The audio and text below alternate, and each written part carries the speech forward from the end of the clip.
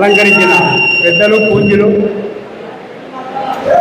Chairman గారు, స్వయాన మా అన్నగారు ప్రభాకర్ రెడ్డి గారికి నమస్కారం. మరియు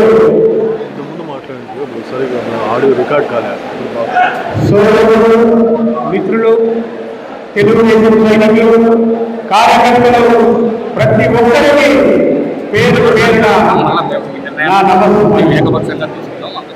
చాలామంది నాకు తెలిసి నేను ఏం మాట్లాడతానని వెయిట్ చేస్తున్నట్లుంది. ఏమాత్రం మోమాటం లేకుండా మాట్లాడతాను. కొన్ని నిజాలు కూడా చెప్తాను. నేను తెలుగుదేశం పార్టీలో దాదాపు 20 సంవత్సరాలు కంటిన్యూగా ఉండి అన్నగారి మీద అంటే మా అన్న మీద అడిగి నేను ఒక పొరపాటున వైసీపీలో పంతొమ్మిదిలో చేయడం జరిగింది.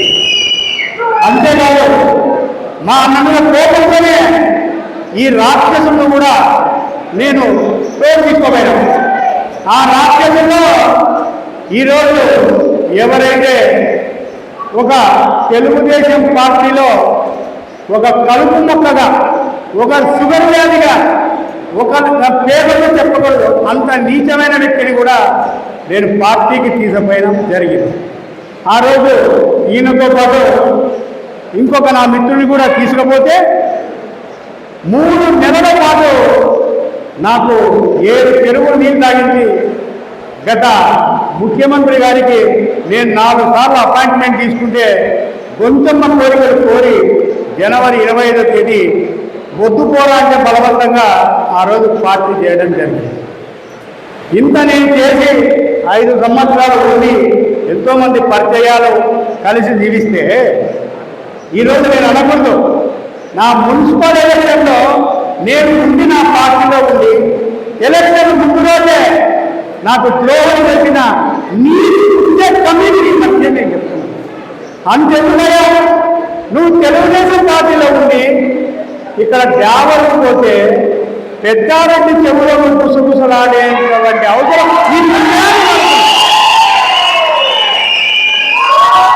పెద్దారెడ్డితో ఈరోజు మన నాయకుడు ఏకపక్షంగా యుద్ధం చేస్తున్నాడు.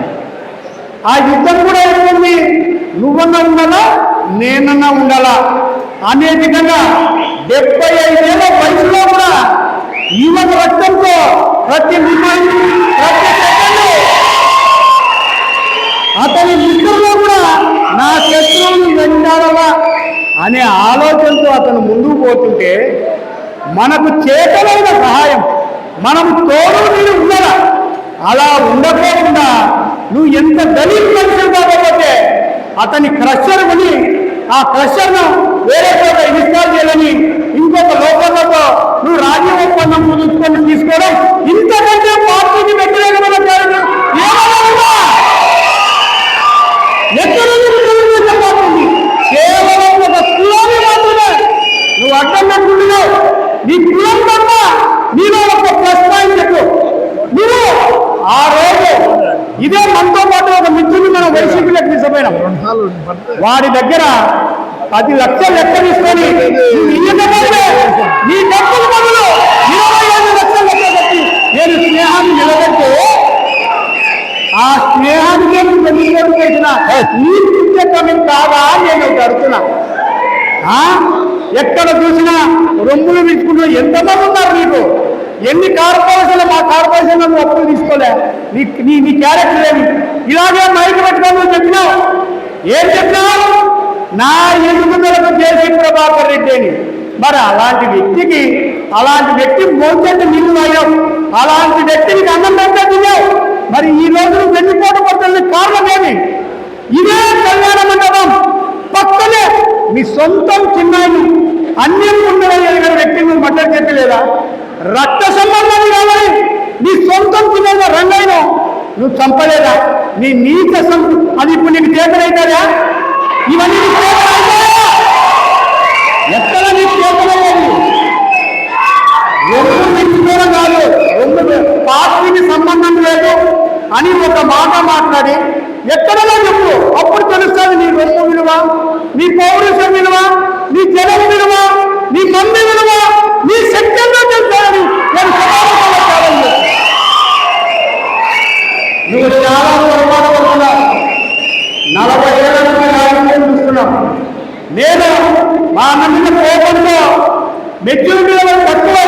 మేము అడిగిపోయిన వాస్తవం. కానీ ఏ రోజు వెళ్ళిపోవడం వచ్చలే, ఏదైనా ఎదురుగా మాట్లాడుకున్నాం.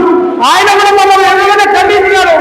ఈ రోజు కూడా అదే ప్రేమ ఆప్యాయతలతో మమ్మల్ని దగ్గర తీసుకున్నారు. కానీ మీలాగా కడుపులో కప్పులు పెట్టుకొని ఎక్కడ నీకున్నా అన్నట్టు కాదేంటి, నువ్వు ఒక గట్టి కోటతో సమానమైనది. నువ్వు గమనించుకోవాలా, నీ స్తోమత ఎంత, నీ యోగ్యత ఎంత. నువ్వు ఈ రోజు కులాన్ని అడ్డం పెట్టుకొని అడుగు ముందుకు వేయగలుగుతున్నావే కానీ కులాన్ని కానీ తెలుగుదేశం పార్టీని కానీ పక్కన పెట్టి ఒక్కసారి నీ ఇండివిజువాలిటీ ఏందో నువ్వు చూపిస్తే నేను చెప్తా. మేము చేయాలంటే ఊరికి మాకు బంధువులు రక్త సంబంధం ఉంది. నీకు ముగ్గురు ఆడవాళ్ళు, మేము 5 మంది. కానీ మేము మీ మాట చిన్నగా రాజకీయం మన చదువు సంస్కారం 10 మందికి ఉపయోగపడాలా, 10 మంది పురోగతికి ఉపయోగపడాలి. నీ డబ్బు సంపాదన కోసం ఉండదు. ఈరోజు చేస్తున్నాం, కాంట్రాక్ట్ చేస్తున్నాం, ఆర్ఎంసీ ప్లాంట్ పెట్టుకున్నాం. మరి మీకేమైంది? 24 ఎంతమంది వయసులకు అంతెందుకు మనతో పాటు ఒక పెద్ద మనిషి ఎక్స్ఎమ్మెల్యే గారిని ఆ రోజు మనం వైసీపీలోకి తీసుకుపోయినాం. ఆయనకి ఇంతవరకు నువ్వు 25 లక్షల డబ్బులు ఇచ్చినావా చెప్పు. మనతో పాటు వచ్చిన మిత్రుడు నీ ఇంటి ముందర ధర్నా చేస్తానంటే నీ డబ్బులు నేను కట్టినా. ఇలా మనిషి బతికే ఉన్నాడు. ఇదేమి రాజకీయం చేసేది. ఈ రోజు నిజంగానే ప్రభాకర్ రెడ్డి నీ మీద కన్ను ఎరగేసి నీ యొక్క ఆదాయంలో ఉన్నది ఎగ్జాక్ట్ ఫుల్ స్టాప్ పెడితే రేపు నీ బండ్లకు డీజిల్ ఉండదు, నీ డ్రైవర్లకు జీతాలు లే. అది గుర్తుపెట్టుకో. కాబట్టి మిత్రమా, రాజకీయం చేయి, ఫ్రాక్షన్ చేయాలని ఆలోచించద్దు. ఎవరికైనా కూడా గుర్తుపెట్టుకో. ఇంగ్లీష్లో ప్రాబ్లం ఉంది. The man who tries with fire definitely dies with fire. దీని మీనింగ్ ఏమిటో, నిప్పుతో ఆడుకునేవాడు నిప్పుతోనే కాలిపోతాడని. నువ్వు రాజకీయంలో ఒక శివారెడ్డి కంటే ఎక్కువ కాదు, ఒక పరిటాల కంటే ఎక్కువ కాదు, ఒక సత్యం రెడ్డి కంటే ఎక్కువ కాదు. కాబట్టి వీళ్ళందరూ ఏమన్నారో ఒక్కసారి నువ్వు ఆలోచించుకో. నువ్వు చేసిన వాళ్ళని తప్పు 2 మంటలు చేసావు. 2 మంటలు ఎప్పుడు నీ జీవితాల్లో నీకు వెంటబడుతుంటాయి. అవి నీకే కాదు, నీకు పుట్టకపోతే నీ కొడుకులు కూడా వెంటాడుతున్నాయి. అది నువ్వు ఆలోచించుకో. మనం మన పిల్లలకు ఒక ఆశీర్వాదంలో మంచితనాన్ని, చదువును, సంస్కారాన్ని 10 మందిలో కలిసిపోయే విధంగా మనం పంచుకోవే కానీ ఎట్టి పరిస్థితిలో ఫ్రాక్షన్ లాంటి చిల్లర మనస్తత్వాన్ని మనం పొందకూడదు. ఎందుకంటే నీకు ఆ రోజులో డిగ్రీలో చెప్తా, పిల్లలు నువ్వు సివిల్ సర్వీస్ చేసుకుంటున్నావు. కాబట్టి నీ ఆలోచనలు కూడా అదేవిధంగా మెచ్యూరిటీగా ఉండాలి. మనం ప్రపంచాన్ని చూసినాం, మన చదువులు ఇంకా బాగున్నాయి. మనకంటే మన పిల్లలు ఇంకా 10 ఎత్తులో ఉండాలని మనం మనం ఆలోచించాలా, ఆకాంక్షించాలా. వాళ్ళ పేరును, వాళ్ళ మేలును పేరున మనం గుర్తుపెట్టుకోవాలి. అయ్యా నీకు ఒక్కటే మనం ముఖ్యంగా రాయలసీమలో, ఈ రాయలసీమలో ఉన్నటువంటి ఏకైక 2 గుణాలు. ఒకటి, మనకు ఎవరైనా సహాయం చేస్తే మన వాళ్ళతో మనం కలిసి ఉంటాం. రెండవది, మనం ఎవరు కీడు చేస్తే వాడిని వెంటాడుతూనే ఉంటాం. ఈ 2 గుర్తుపెట్టుకోవాలి. నీ జీవితంలో నువ్వు గుర్తుపెట్టుకో. నువ్వు ఒక గ్రామానికి కూడా లీడర్ కాదు, ఒక గ్రామానికి కూడా లీడర్ కాదు. నువ్వు ఎవరిని వెనుపెట్టుకోలేవు. మీ ఇంట్లో ఉండే 50 ఓట్లతో ఎవరిలో నీ పీక్ లెవెల్లో ఓడించగలుగుతావేమో, కానీ నువ్వు ఏ రోజు కూడా నాయకుడు కాలేదు అని గుర్తు చేస్తామని చెప్పు. తెలుగుదేశం పార్టీకి ఈ రోజు నువ్వు తెలుగుదేశం పార్టీలో ఉన్నాను అని పచ్చకండువా వేసి తెలుగుదేశం పార్టీ పెట్టి పెద్దారెడ్డితో ప్రత్యక్షంగా నిప్పులు పెట్టుకున్నావు. నువ్వు శాశ్వతంగా అసూరుగా నేను అడుగుతున్నా. ఎంత దూరం కూడా నేను చూడదని నువ్వు పొందొచ్చు. చెప్తున్నాను, నీ ఫోన్ డేటా ఒక్కసారి తీసే నువ్వు ఎవరెవరితో మాట్లాడినావో తెలుసు. అంతెందుకయ్యా, నువ్వు పెద్దిరెడ్డి రామచంద్రారెడ్డికి అనంతపూర్లో ఒక మీటింగ్లో నువ్వు చెప్పలేదా, జడ్జిని ఓడబడితే నీకు డిన్నర్ పెడతాను అని నీకు గత ఎన్నో చెప్తే నేను చేసినా నాకు చెప్పలేదా? ఇంతకంటే మరి నువ్వు మాట్లాడదా? నీ పిల్లలు కూడా జాతికే తక్కువ, పార్టీకి తక్కువ. కాబట్టి తక్షణమే పెద్దలు పూజలు తాడపత్రి ఇన్ఛార్జ్ గారికి, సభాముఖంగా పార్టీ ఇన్ఛార్జ్ గారికి, జిల్లా ఇన్ఛార్జ్ గారికి, స్టేట్ గారికి, పెద్దలు గౌరవనీయులు లోకేష్ బాబు గారికి, పూర్తిలో చంద్రబాబు నాయుడు గారికి చెప్తున్నా, అయ్యా పార్టీకి నాయకుగా ఉంటే సాధారణ కార్యకర్తను కానీ ఎమ్మెల్యేను కానీ కాపాడాల్సిన బాధ్యత నీ మీదే. తప్పు చేస్తే శిక్షించాల్సిన బాధ్యత మీదే.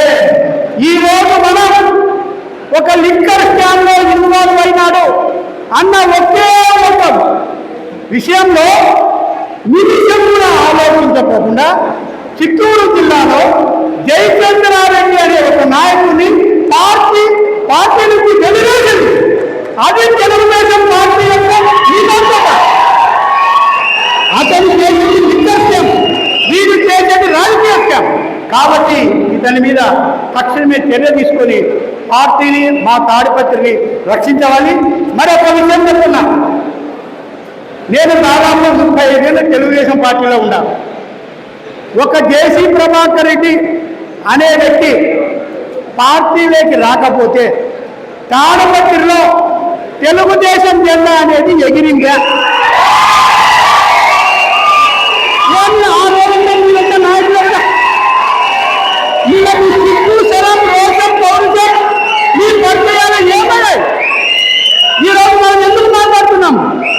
ఒక ఎదిగే వ్యక్తిని చూస్తే మనం చేయూతనివ్వాల. ఇది కూడా చెప్తున్నాం సమాపంగా. నేను ఈ రోజు మా తమ్ముడున్నారు ఎమ్మెల్యే ఉన్నాం. ఒకవేళ వాళ్ళ నాన్నకు 75 వయసు విడిపోయింది, ఏదైనా ఇబ్బంది అయితే అనుకున్నాము. వాళ్ళ నాయన ప్లేస్లో మేము సిద్ధంగా ఉన్నాం. నువ్వు సభాముఖంగా చెప్పను. అతనికే కాదు, ఎవరైనా కూడా ఆ కుటుంబంలో ఉంటే కుటుంబంలో మేము అన్నదమ్ములం మిగిలినాం. మేము కత్తి పట్టడానికైనా సిద్ధమే, జెండా మోయడానికైనా సిద్ధమే అని ఈ సభాముఖంగా చెప్తూ అందరికీ